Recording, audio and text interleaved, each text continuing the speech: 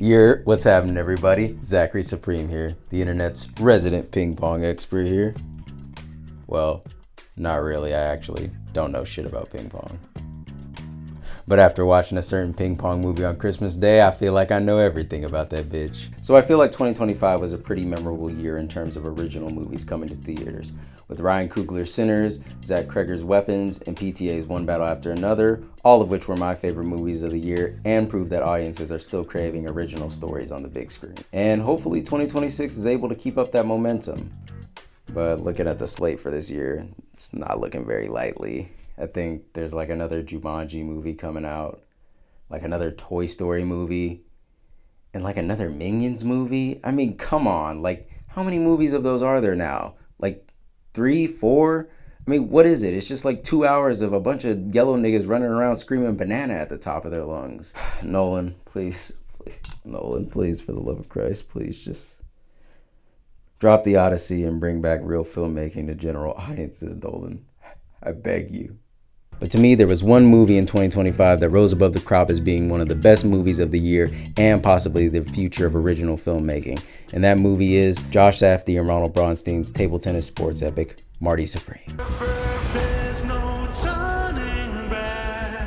Everything in my life's falling apart, but I'm gonna figure it out. So Marty Supreme follows the story of Marty Mauser, a young table tennis player in his 20s who wants to become one of the greatest table tennis players of all time. But in pursuit of that dream, he finds himself destroying everything in his path in order to achieve it. Now, before seeing this movie, most people probably heard the synopsis or saw the trailer and thought to themselves, a movie about ping pong? Who the fuck would want to watch a movie about that? Well, me, considering Josh and Benny Safdie were both my favorite directors of the last decade with amazing films like Good Time and Uncut Gems. Plus, I've been non-stop hyping this trailer up since last August back when it dropped. I mean, I had that Forever Young song on loop for like 4 months after that. I was in there like, forever young, I wanna be forever young. Do you really want to live forever and ever and ever? Also, this is completely irrelevant in regards to Marty Supreme, but they also use that song in an episode of Regular Show, the one with Skip's backstory, where he has to fight this giant evil space alien baby named Clorgbane, and we learn that Skip's real name isn't actually Skips, it's actually Walks, and he got that name from this girl that he used to skip with who died at the hands of Clorgbane at their high school prom, and so he changed his name to Skips because he used to skip with her and he vowed to skip day and night in her honor. Yeah, it's no wonder why a movie about ping pong isn't such a crazy concept to me. But it's pretty understandable that there would be some hesitation from the average viewer surrounding this movie. I mean, table tennis isn't really a well-known sport among most people. Plus, the only movies or TV shows they've probably seen that have table tennis in them are like Forrest Gump and Balls of Fury. Or for all my anime watching niggas out there, ping pong the animation, I see you. I see you. Come on, dab me up. I said dab me up. I said dab me up. Plus, it's been 6 years since Josh and Benny Safdie's last project with the aforementioned Uncut Gems, which blew the indie scene away in 2019 with Adam Sandler giving a manic and charismatic performance as Howard Ratner. So after years of the pandemic, the writer strikes in Hollywood, and the eventual split up of Josh and Benny Safdie, what did the two of them decide to do for their next film projects? They both decide to make inspirational sports movies based around the lives of real-life sports figures. One of a UFC fighter in the late 90s and the early 2000s, and another of a 1950s table tennis superstar.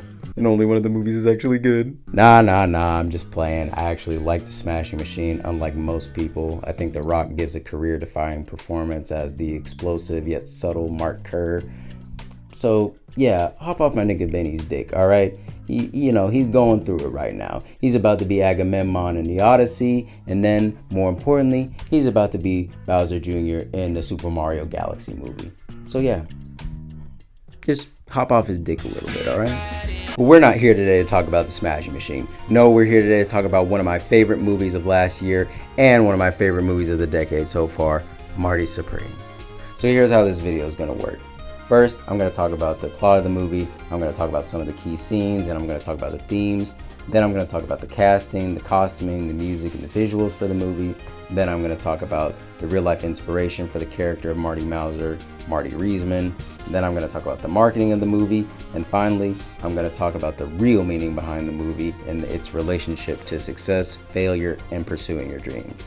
So this is Marty Supreme. and the journey to greatness. Yeah, maybe this way. Greatness. Also, spoilers, because can't talk about this movie without spoiling it. So, yeah, spoilers. So the movie starts off in 1952 New York City with Marty Mauser, a 23-year-old aspiring table tennis player played by Timothée Chalamet, who's working as a shoe salesman at his uncle's shoe store so he can make enough money to go to London to compete in the table tennis British Open. Marty is interrupted at work when his childhood friend and woman who he's been having an affair with, Rachel Meisler, played by Odessa Azion, enters the shop. The two of them sneak off into the back to be alone, but Marty is stopped by his Uncle Murray, who offers Marty the position as manager of the store. However, Marty is reluctant to accept the position because he still wants to pursue his dream of being the greatest table tennis player of all time. Marty and Rachel then make it to the back room so Marty can give Rachel crazy back shots.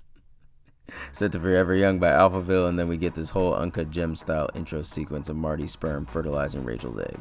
So yeah, that's how the movie begins. After robbing his uncle's shoe store to get money for his trip to Britain, Marty arrives overseas to participate in the British Open. Upon his arrival, Marty is displeased with his rooming at the barracks, so he decides to stay at the Ritz Hotel, where he meets retired actress Kay Stone, played by Gwyneth Paltrow. Marty calls Kay's hotel room and invites her to watch his match between him and former British Open champion Bella Kletsky in the semifinals. And then after the match, he gives crazy backshots to her too.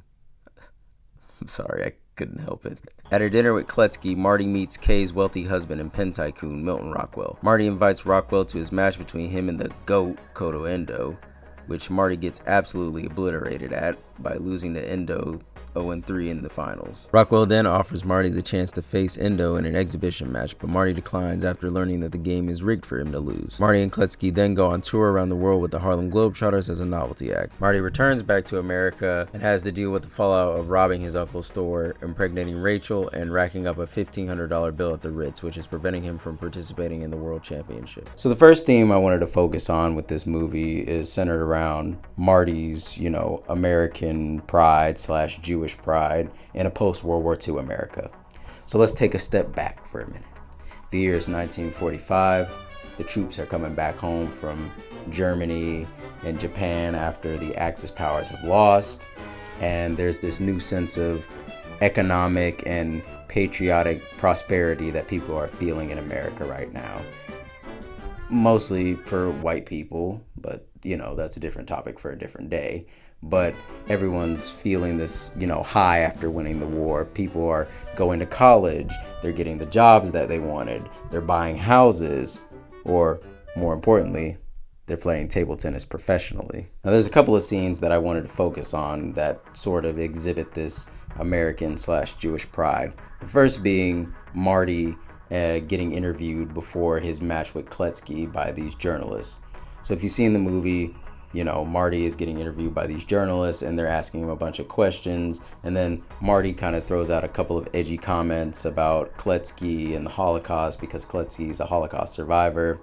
And I'm not going to repeat any of the shit that Marty said because that nigga was wildin' and he didn't have to say all that. But the thing that Marty says to retort that is that he's Jewish and he can say those kind of comments.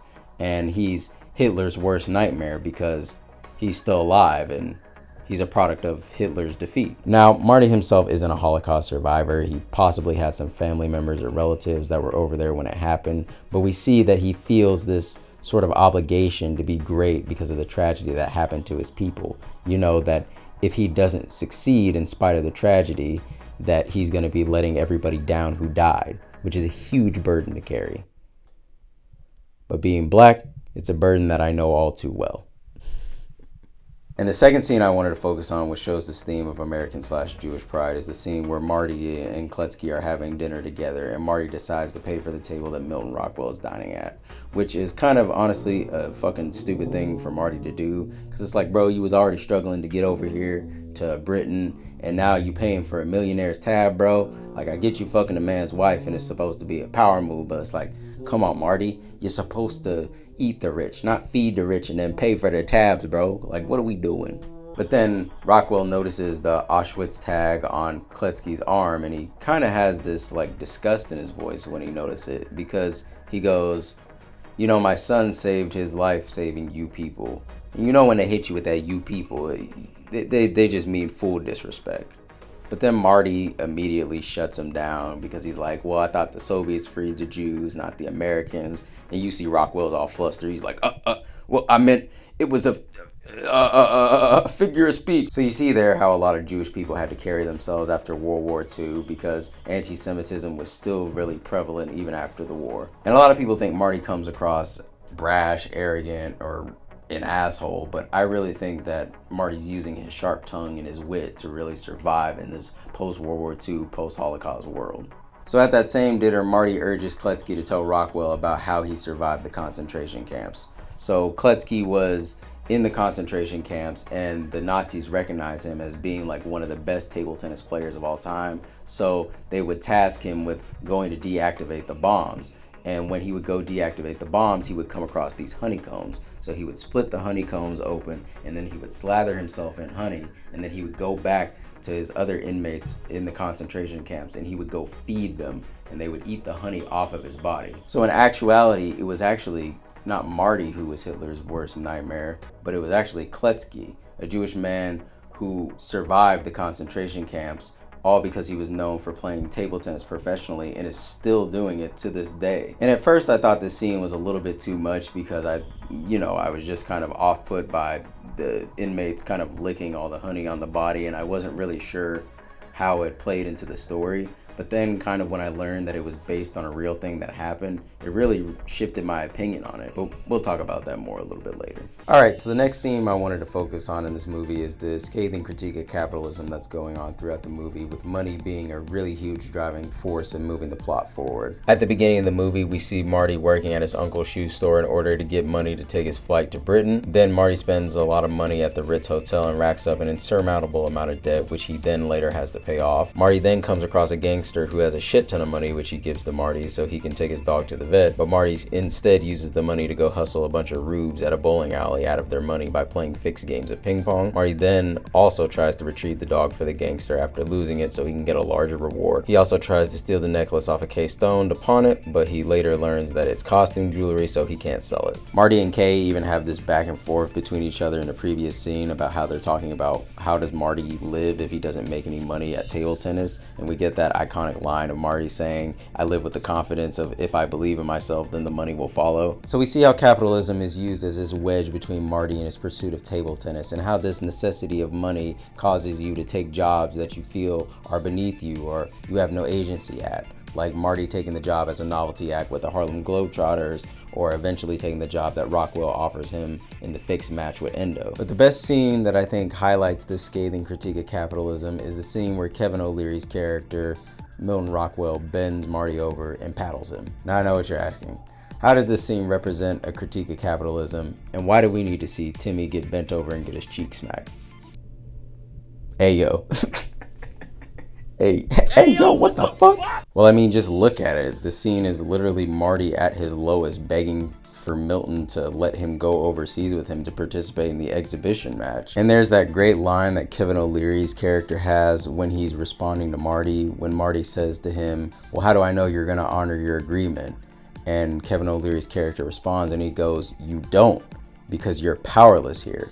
And that's what Marty is. He's powerless to the cold, harsh reality that money rules the world around him and that he literally can't go and participate in table tennis without it. And there's just this great shot of Milton paddling Marty, and just all of his cronies are just sitting around just watching him be utterly humiliated. It's just really brutal, man. And as to why we needed to see Timmy get bent over and get his cheek smacked on camera, I actually don't know. They were kind of wild, and that was actually kind of OD. I don't know why they did that.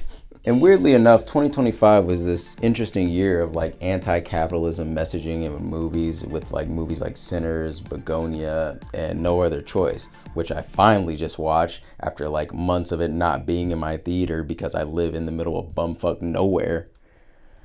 God, I hate living in the South sometimes. Finally, the last theme I wanted to focus on is Marty finding his purpose outside of his passion for table tennis. So throughout the entire film, we see Marty completely focused on his dream of being the best table tennis player of all time. So much so that he's willing to put everything on the line to obtain that dream. The scene that I want to focus on that illustrates this theme is the final exhibition match with the stoic GOAT, Endo versus the piggish Marty Mauser. So after getting his cheeks smacked by Milton Rockwell, Marty makes a deal with Rockwell to take him over to Japan to face Endo in an exhibition match for his pen company. Marty tries to apologize to the head of the International Table Tennis Association for how he acted in Britain, but is told that he can't participate in the World Championship even if he pays the fine. And I think it's here in this moment that Marty realizes this was all for nothing. He realizes that all of his efforts to try to obtain money to get overseas was for nothing, the training that he did for the World Championship for nothing, and getting his ass spanked by Milton Rockwell was for nothing. So Marty goes out there to face Endo in a rigged exhibition match where Endo is supposed to win, but it's soon revealed to him that he has to kiss a pig when he loses, which is just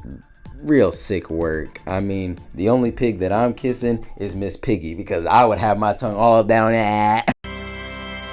Sheesh. But Marty is shook by this revelation and delays the kissing of the pig and challenges Endo to one final match of table tennis, which Endo accepts. So Marty and Endo face off in one last match of table tennis so Marty can get his salty run back and prove to Endo he wasn't a scrub after all. And Marty actually wins the match.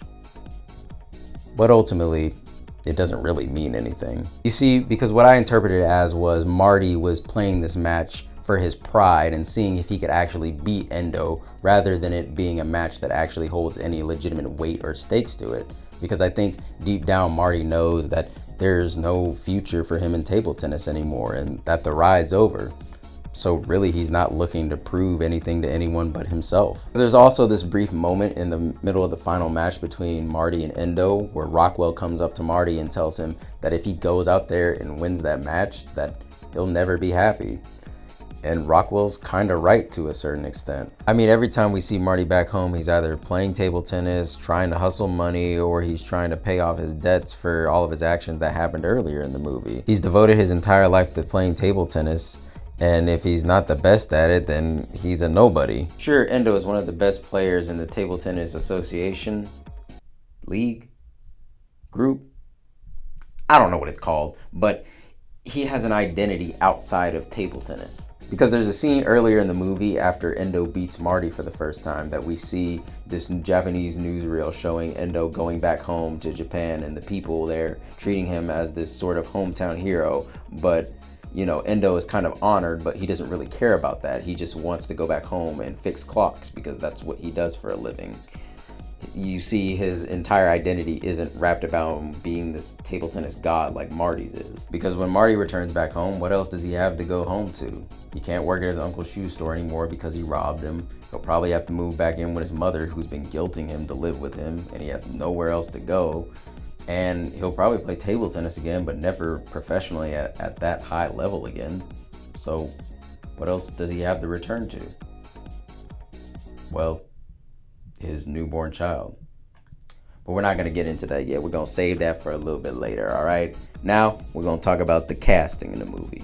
So first off, let's get into the casting of the movie, because as we all know, the Safdies will cast just about anyone in their movies. First off, we have Timothée Chalamet, otherwise known as Lisan Al-Gaib, playing the egotistical yet driven Marty Mauser. Then we have Gwyneth Paltrow, who hasn't been in a movie in almost 10 years other than Iron Man, playing the wealthy retired actress Kay Stone, who is married to the despicable and evil businessman Milton Rockwell, who's played by Kevin O'Leary. Yeah, the nigga from Shark Tank. And then we have Marty's childhood friend and love interest, Rachel Meisler, played by Odessa A'zion.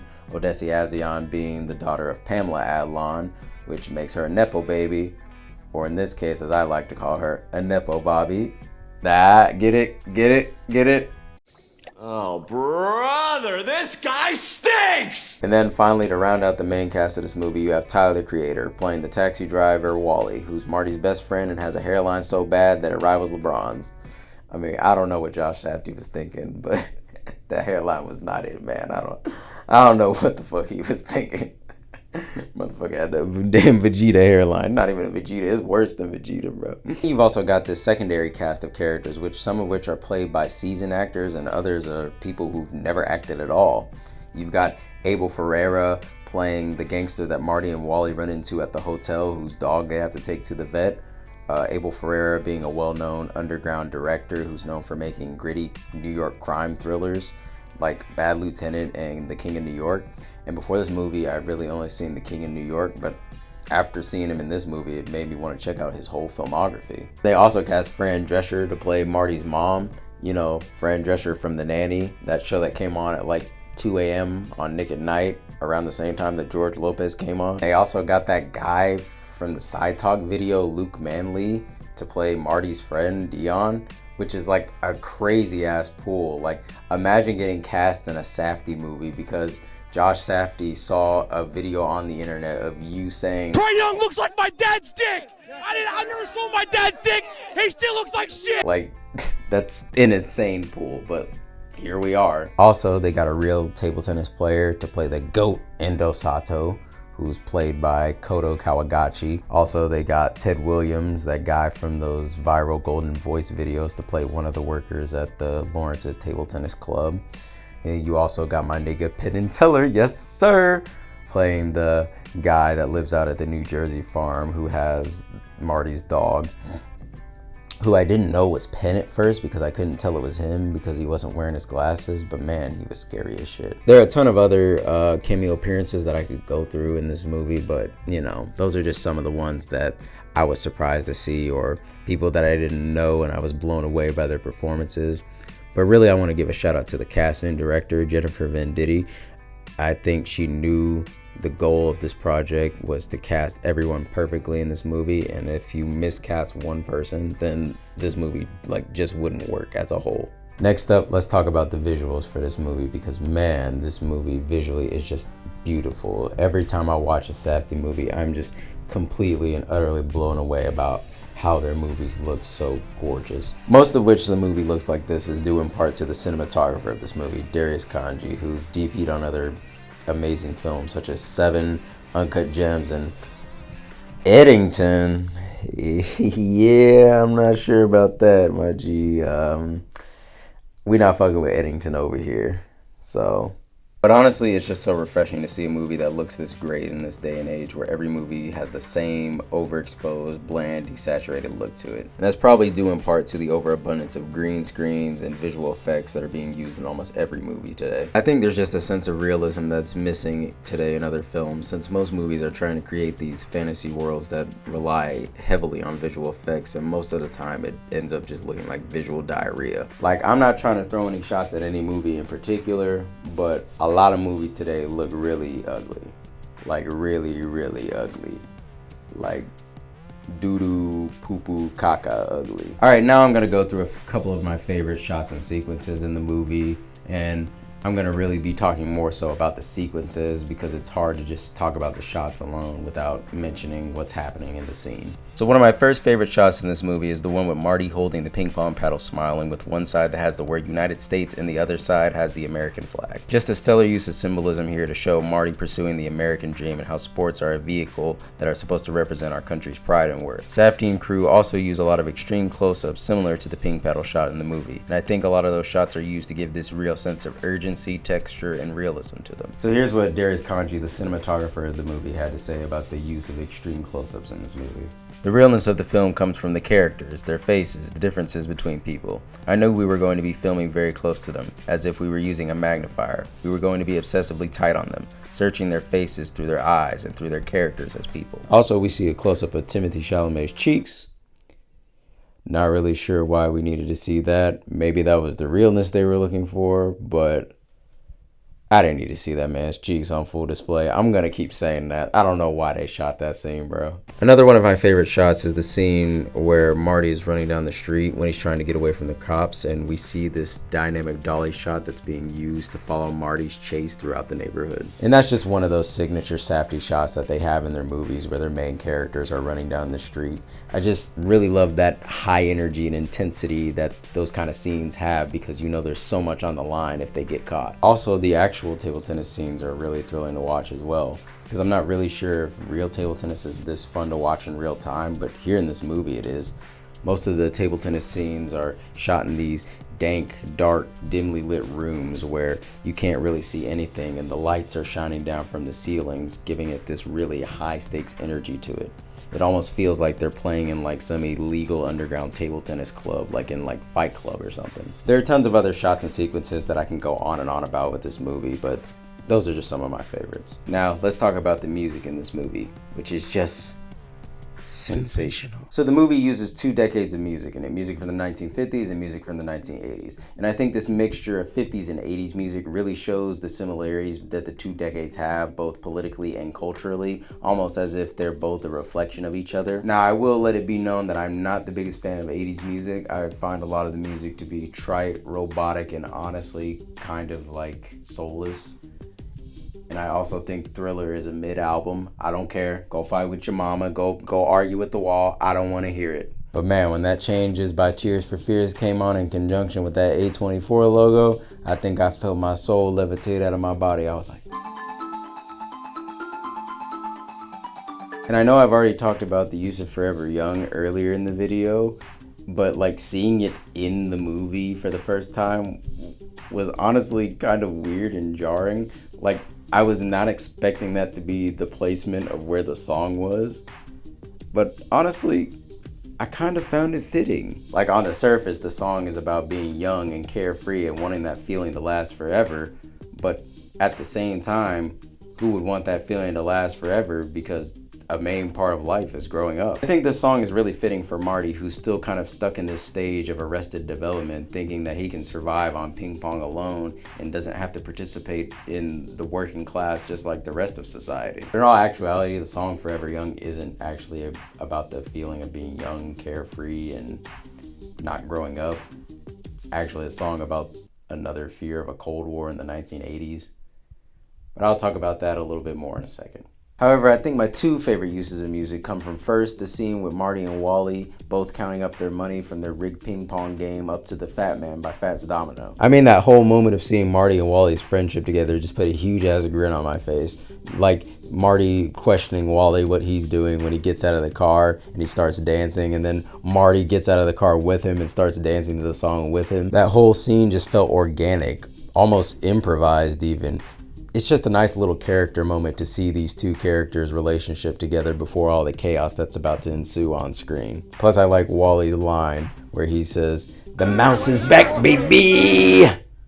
It's my Tyler, the Creator impression for all you. And my second favorite use of music in this movie is obviously the end scene with Marty holding his newborn child to Everybody Wants to Rule the World by Tears for Fears. This is definitely one of my favorite uses of music and endings to a movie that I've seen in recent years, especially for a song that's been played to death in any TV show or movie that's set in the 1980s. Stranger Things. Ooh, sorry about that. I don't know what came over me. Now, I'm not gonna lie, the first time I saw this scene, I got a little teary-eyed. I mean, Chalamet's performance in that scene was just so realistic, and just seeing this character grow up from being this little egotistical kid into realizing that he's gonna have to mature and become a father, it just kind of got to me. I mean, I just found the use of this song, Everybody Just Wants to Rule the World, to be so fitting in this scene because it's about this guy who wants to rule the world by playing table tennis, but then he has to stop chasing that dream in order to raise a kid now. And that was the first time I watched this scene, because when I went back and watched it a second time, I think I kind of had a different opinion. So I spoke earlier in the video about the song Forever Young being a song about the Cold War, right? And now we have this other song, Everybody Wants to Rule the World, which is also about a nuclear fallout in the Cold War in the 1980s. So when I had this information and I watched the movie a second time, I actually found the ending to be more haunting than uplifting. Because now it feels like the reason Marty is crying is not because he's joyous that he's bringing a child into this world, but actually he's a little bit afraid to bring a child in this world. Possibly due to the fact that maybe Marty's afraid that his kid's dream won't work out like his did as a professional table tennis player. Or maybe that another war is about to happen soon because World War II ended not too long ago, and you know, the Red Scare and communism is happening in the country, and you know, Vietnam was right around the corner, so that could be the reason too. You know, not that he knew about Vietnam, but you get what I'm saying. I don't know, I just find the juxtaposition to be really interesting of this cheerful 80s pop song on the surface, but then underneath the song has these really dark, depressing existential lyrics, and I just find that it leaves the movie up for interpretation. But I don't really know. You guys let me know what you thought of the ending, what it all means, and the use of the song at the end. Let me know in the comments, man. Let me know. Let me know. And I know Josh Safdie said in the original ending of the movie that Marty got bit by Milton, who turned out to be a vampire.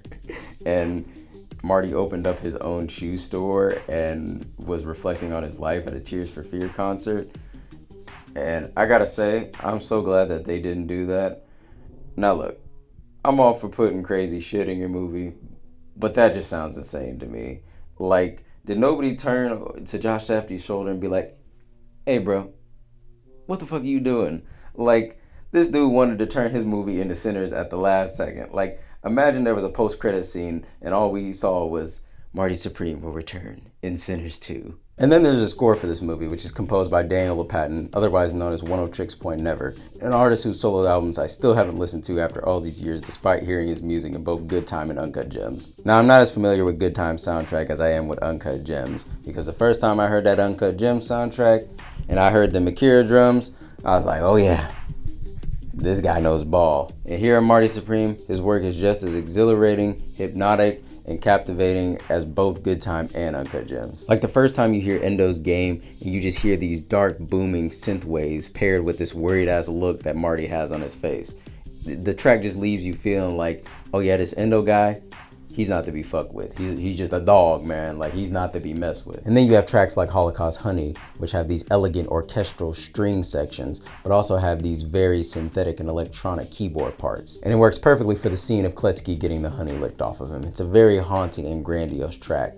The song reminds me of something that you'd hear in like a cathedral or a video game like Devil May Cry, or maybe even a soundtrack by Yoko Kanno. And woo, when that I Love You Tokyo comes on, man, you just know some serious shit's about to go down. Like when Marty steps off the plane in Japan when he's about to face Endo in his final match, you just hear these operatic video game like final boss harmonies, and you just know something epic's about to happen. And it's fucking sick that this movie didn't get nominated for an Academy Award for Best Score. I mean, seriously, they put Hamnet and Frankenstein for nominations. Bro, ain't nobody getting in the car and being like, hey bro, put on that new Hamnet. Like, man, if you put on Hamnet in my car, I'm about to push you into oncoming traffic, bro. Don't play with me. But look, my boy Delroy got a nomination for supporting actor, so fuck it, we ball. But Academy, you were wrong for that.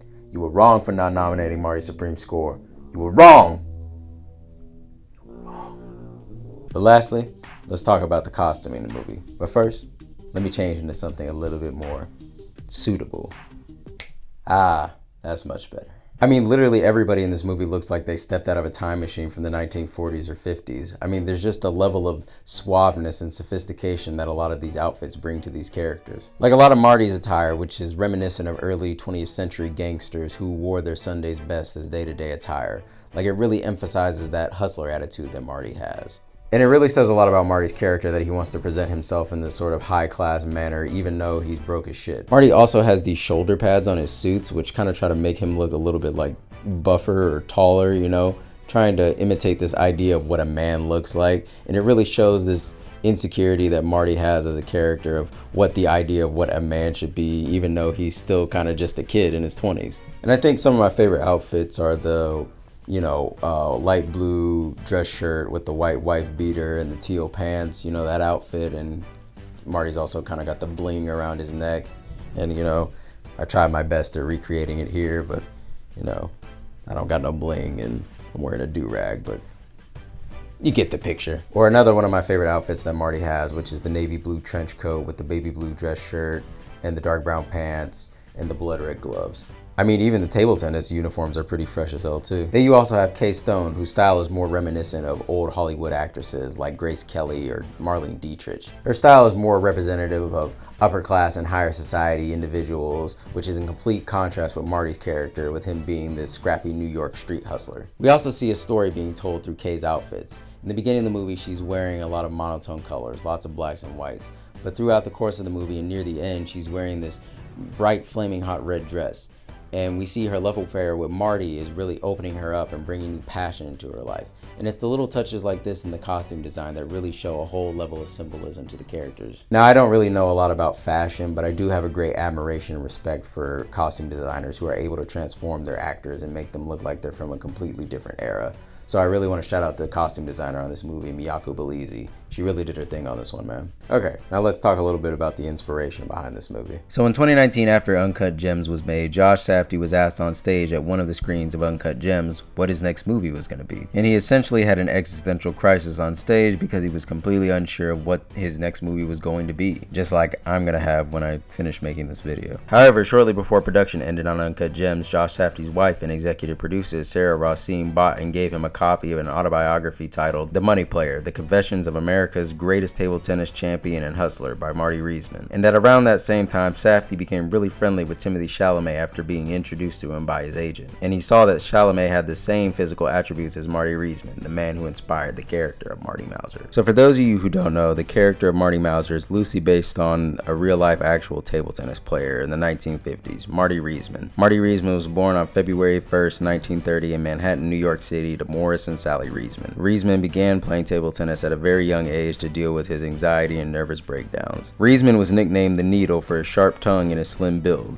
He won 20 major table tennis titles, including 2 US Opens and a British Open, and is considered to be one of the best table tennis players of all time. And a lot of things that happened in the movie were actually based on some real-life events that did occur in Supreme's life, such as hustling money from amateur table tennis players at Lawrence's Broadway Table Tennis Club, which was a black-owned business in the 1940s in New York, which was something that was extremely rare at the time. Also, Supreme competing in the British Open and not being able to adapt to the playing style of new table tennis players or the material that they use for their rackets, and even going on tour as the opening act for the Harlem Globetrotters. Another interesting fact about this movie that's actually based on real life is the honey scene with the character of Bela Kletsky, the player that Marty faced off against in the British Open before absolutely getting demolished by Endo. Kletsky was loosely inspired by the real-life Polish table tennis player Alois Ulrich, who was actually caught by the Germans during World War II, sent to Auschwitz, and was only spared from being executed because he was recognized by the Nazis for being one of the best table tennis players in the world. However, there are a lot of embellishments and completely unique things to the character of Marty Mauser that aren't based on Supreme's life, like the affair with the K-Stone character, who's loosely based on the real-life actor Ruby Keeler, but the two of them had no connection to each other at all, or the rivalry with the GOAT Koto Endo, who was based on the real-life Japanese table tennis player Hiroji Sato, which they did have a real-life rivalry between each other, but they did face off in an exhibition match like at the end of the movie. Now, there are plenty of similarities and differences between Supreme and Mauser's life, but I'm not going to go through all of them in this video because this isn't a fucking trivia channel. So let's move on to the marketing now. Now I want to talk about the marketing for this movie because this is one of the best marketing campaigns that I've seen for a movie in a long time. Now I'm going to say something a little bit controversial, but marketing campaigns for movies used to mean something. Now, I know that sounds a little bit out there because marketing is ultimately used to get people's attention and sell a product to them, or in the case of movies, to put people's asses in seats. But I feel like marketing nowadays for movies has become a little bit streamlined with just dropping a couple of trailers and then doing some late night TV interviews and then appearing on a bunch of unfunny washed up comedians podcasts. Compared to back in the day in the 2000s where you had more interactive and fleshed out marketing campaigns for movies. Like in Cloverfield where they had the entire marketing campaign surrounding the mystery of the monster and what it actually was. Or in The Dark Knight where they had the whole political campaign of I believe in Harvey Dent, or the Why So Serious stuff with the websites and all that. And hell, even the Simpsons movie where they turned Burger Kings into Krusty Burgers and 7-Elevens into Quickie Marts. And if that isn't like one of the best marketing campaigns that I've ever seen, I don't know what is. But now with the internet, streaming services, and social media, everyone's attention has become fragmented, so it's harder to market movies towards people. I mean, the only reason that I know this movie was coming out is because I pay too closely attention to what movies are coming out and when they're coming out. Plus, I spend way too much time on the internet, but you can't expect anybody to know when a movie is coming out and what movies are coming out. Like, I love a good trailer as much as the next person. I think the Logan trailer and the Kingsman 2 trailer should be put in a fucking museum because they are works of art. And Marty Supreme's trailer was amazing as well. But you can't always expect the trailer to captivate somebody into going to see a movie. Most people just see trailers and then they go on about their lives. So when you're marketing a movie towards someone, you really gotta give them a reason to care about your movie and to go see it. And I felt like with Marty Supreme, Timothée Chalamet really tapped into something that hasn't been done before. So after the second trailer for Marty Supreme, A24 uploaded this Marty Supreme, Timothée Chalamet marketing video to their YouTube channel. And I remember not wanting to watch the video at first because it was 20 minutes long and I had no idea what it had to do with Marty Supreme. But my curiosity got the best of me, so I clicked on it. And basically what it is just a 20-minute video of Timothée Chalamet pitching all these marketing ideas to what seems to be the marketing team behind Marty Supreme. And man, this was one of the most funniest, weirdest, and most brilliant ways to market this movie. Because I still don't even know if this shit was staged or not. But that's not even the craziest part. The craziest part is they went through with all these ideas. The color orange being the whole theme behind the marketing campaign. The Marty Supreme jackets. Marty on the cover of the Wheaties box. The giant orange blimp flying through different cities. I mean, like damn near, I was expecting it to be like an orange Nickelodeon VHS tie-in. Or, you know, Marty getting slimed at the Kids' Choice Awards or something. I mean, this dude came up with his own marketing campaign for the movie on his own. Marty Supreme, Christmas Day. SCHWAP! I don't even know if this was a part of the marketing or not, but you also have this whole White Boy of the Year award thing that Timothée Chalamet was campaigning for, I guess. I don't know. I guess that was a thing. And I was sort of aware of Timmy's, you know, wigga tendencies that he had, but after seeing a couple of clips online, I've been exposed to a whole new side of Timmy that I ain't seen before. I mean, you got this white boy going on stage in Brazil hitting a Soulja Boy in front of hundreds of thousands of people. I'm like, all right, Timmy, I see you. Hit that shit. All right, I see you. Like, I was damn near expecting him to go on like a Japanese game show and hit the Quan. And then you also have that SD Kid music video that he did. Okay, so I'm almost 30 years old, so I have no idea who SD Kid is. I go to work and I pay my taxes. So before this whole Marty Supreme marketing scheme, I had no idea who this guy was. I didn't know that people thought that he looked like Timothée Chalamet because they have the same color eyes and eyebrows. Man, this is like some next level unemployment behavior. But man, was this a smart move by Timmy to do this song with SD Kid. I mean, just playing into the whole like meme of them looking alike and doing a remix with him. It was just smart, man. Because I'm sure like nobody actually went to go watch Marty Supreme because they was like, oh yeah, I heard that SD Kid song with Timothée Chalamet. It's like, bro, nobody was saying that. I don't know nobody that was saying that. But I think what was really smart and what Timmy really tapped into here was just he was getting people's attention and he was getting people talking about him, which was probably the most important thing to get from that song. Then you got Paramount over here who's trying to do a tie-in for the new SpongeBob movie with Ice Spice with that Big Guy Pants song. It's like, man, ain't nobody trying to hear that. Like, no one's, like, come on. We used to be a culture, man. We used to have Ocean Man, and now we have Big Guy Pants. Like, no disrespect to Ice Spice, but like, come on. Like, what is this? This is just so ham-fisted and lame. I don't know. I'm just tired of Paramount. I didn't want them to buy Warner Bros, but they did. And now the film industry is going down the toilet, and I don't know what to do, man. I'm done. Cause man, ain't nobody trying to hear no Big Guy Pants song by Ice Spice, man. We trying to hear little Timmy spit some bars right quick. Timmy about 30. Still some dirty.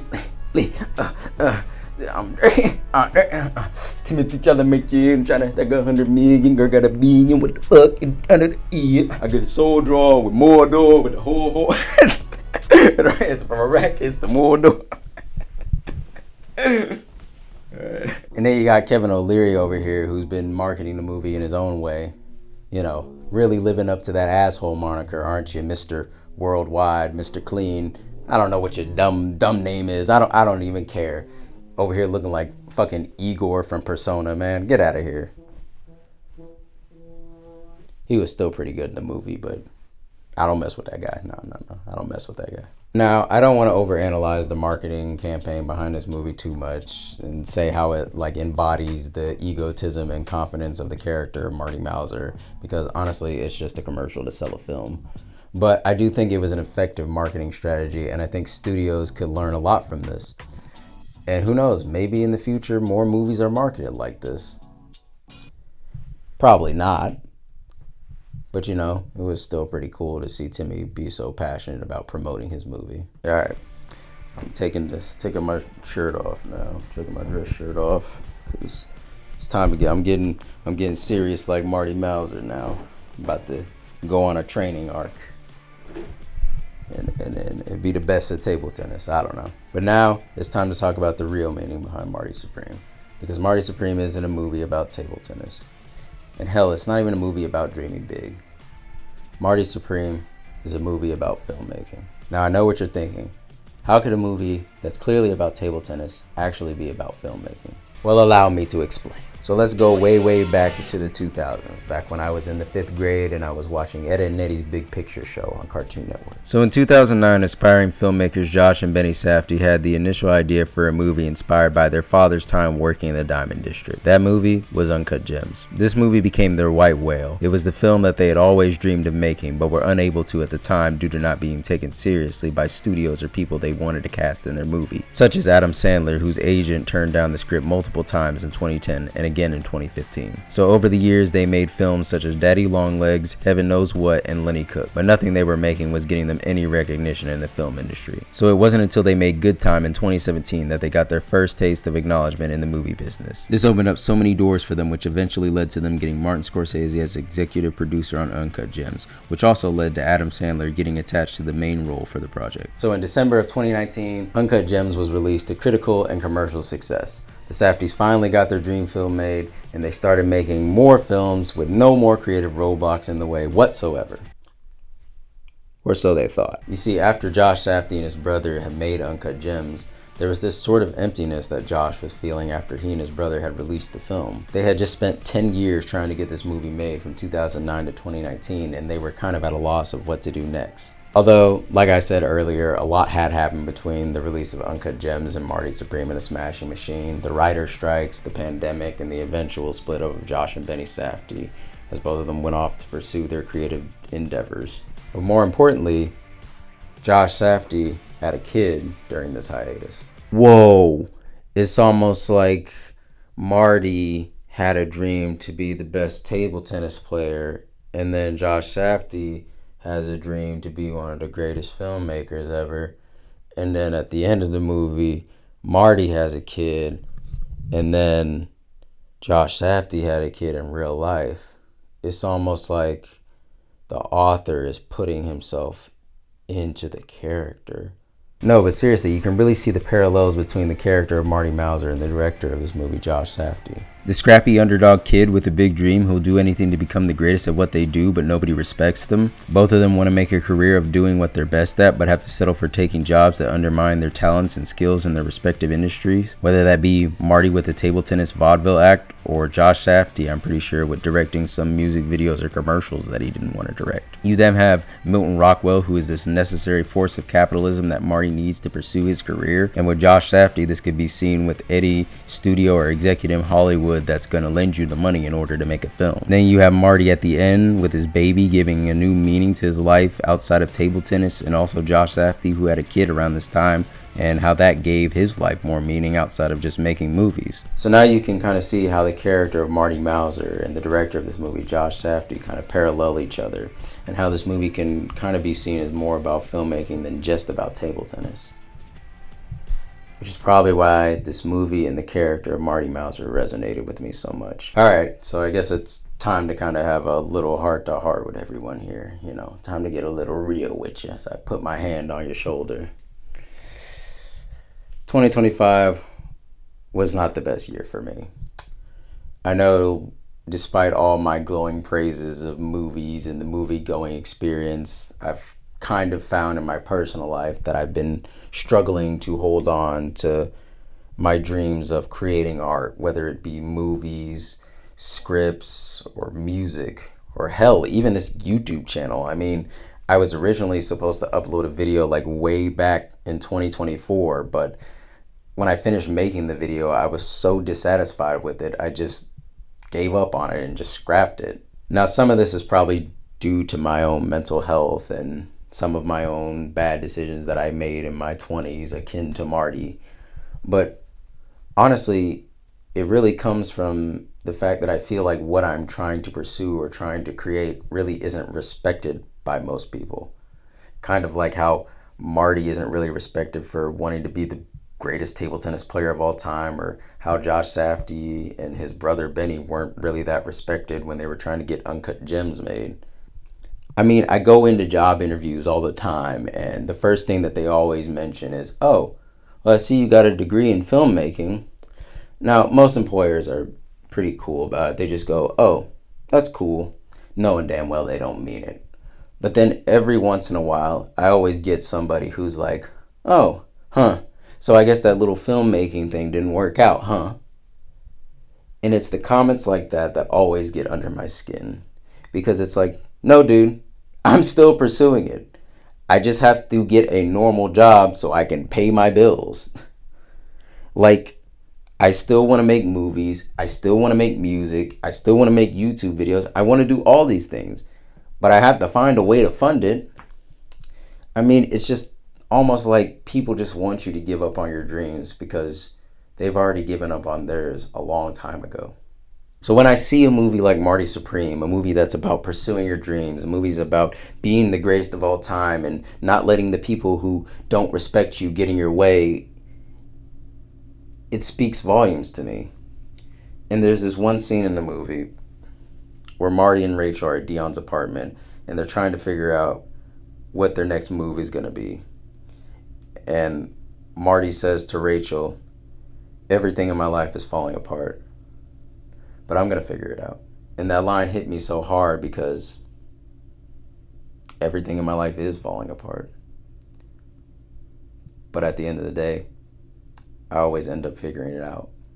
And that's why Marty Supreme to me is one of the best movies of not just this year, but of this decade. Hey everybody, what's up? Just wanted to say thank you to anyone that watched this video. It really means a lot to me. I really put a lot of effort into making this video. It took me about 2 or 3 months, a little bit longer than I expected. I expected to be out during February, but you know, writing, editing, recording, life, it all just kind of happened. But I knew I had to make a video about this movie because it just absolutely floored me after I saw it twice. So yeah, I appreciate anyone who stuck around and watched this video to the end. Like, comment, subscribe, all that jazz. That really helps out. And yeah, I've got a couple more videos coming down the pipeline and they should be out, you know, fairly soon. I kind of need a break after working on this video because it took a lot out of me. But yeah, I really appreciate anyone who watched and stuck around to the end. And on that note, I want to leave you guys with a little bit of words of wisdom that a wise philosopher once. Marty Supreme, dream big, Christmas Day. SCHWAP!